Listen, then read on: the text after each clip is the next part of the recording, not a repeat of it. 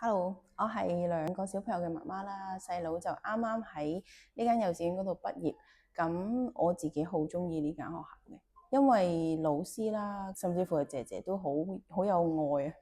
大家都好關愛。咁另外就係哥哥喺唔同幼稚園讀啦，咁所以我都見得到，好少會有幼稚園有咁多係俾家長嘅一啲課堂啊，或者係一啲講座啊，去教我哋。等我哋同小朋友一齊成長。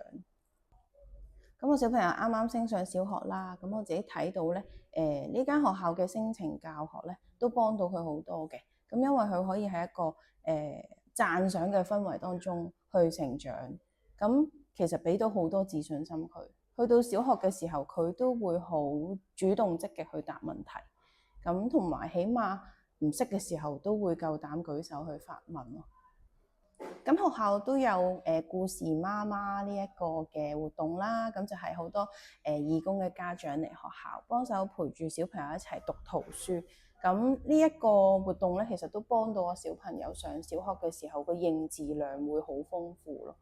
咁一上到小學寫手冊方面係完全冇問題嘅，起碼有90%都係寫齊手冊，我都覺得佢好叻嘅。咁另外就係佢對文字嘅敏感度都係比較高，譬如一啲唔識嘅字咧，佢好快就可以掌握到係點樣結構、點樣寫出嚟咯。